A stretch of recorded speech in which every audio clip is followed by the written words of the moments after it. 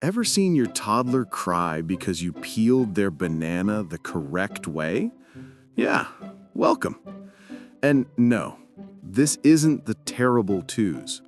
What's actually happening is far less terrible and way more interesting. Your child's brain is basically under construction, with emotions operating at 200% and impulse control still downloading. So today, I'll show you why the terrible twos is mostly a myth, what your child's brain is really doing, and how understanding the science can make your home a lot calmer. If you're a parent who wants less chaos and more clarity, you're in the right place. So, here's the truth. The term terrible twos sounds catchy, but scientifically, it doesn't hold up. Parents started using it more than 100 years ago, long before we understood anything about child brain development. And here's the funny part.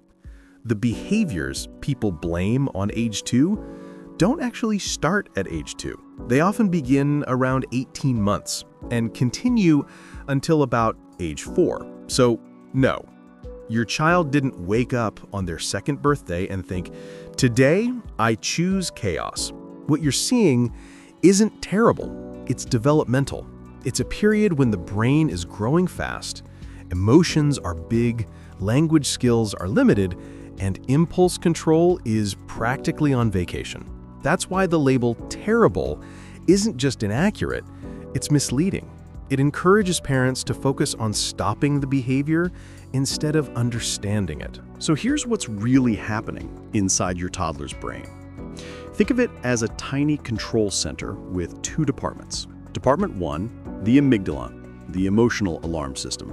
It reacts fast, it reacts big, and honestly, it reacts to everything. Department 2, the prefrontal cortex, the part responsible for logic, self-control, and staying calm. And in toddlers, this part is still very much under construction. So you get this funny mismatch. Emotions at level 10, self-regulation at level 2. Big feelings, tiny breaks. Your toddler isn't trying to push your buttons. They're not being dramatic on purpose. Their emotional system is fully online while their impulse control is still loading. That's why a small frustration can look like a Category 5 meltdown. Not because they're terrible, but because their brain is working exactly as it's supposed to at this edge. So let's break down some of the classic terrible twos behaviors and what your child's brain is actually trying to do, throwing things. It's not defiance, it's motor development plus big emotions they can't name yet. When the brain can't express a feeling with words, the hands take over. Refusing to get dressed. This isn't attitude, it's autonomy. At this age, toddlers are obsessed with doing things by myself, even when they can't really do them. It's not a power struggle, it's a developmental milestone. Meltdowns over tiny things. Their stress system activates fast and takes time to calm down. They're not overreacting. Their emotional breaks literally don't exist yet. Not sharing.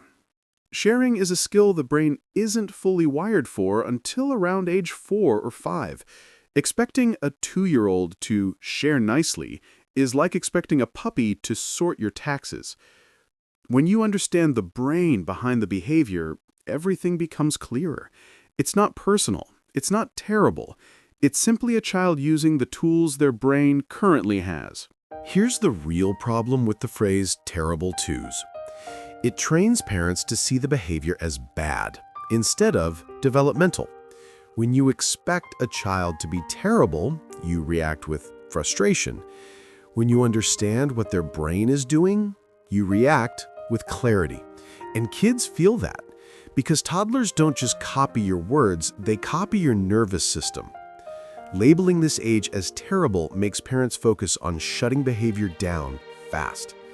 But what toddlers actually need is guidance, not judgment, coaching, not criticism.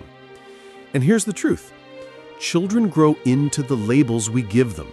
If a child hears they're difficult, dramatic, or too much, they start believing it. But when a parent thinks, this isn't terrible, this is a developing brain learning how to be human, everything changes. The behavior makes sense. The frustration drops. The relationship gets stronger. So if terrible isn't the truth, what actually helps? First, name the emotion. When you say, you're frustrated, the brain's alarm system calms down. It's not magic, it's neuroscience. Labeling feelings reduces emotional intensity. Second, offer simple choices. 2 options is enough: red shirt or blue shirt. It gives toddlers a sense of control without creating a negotiation.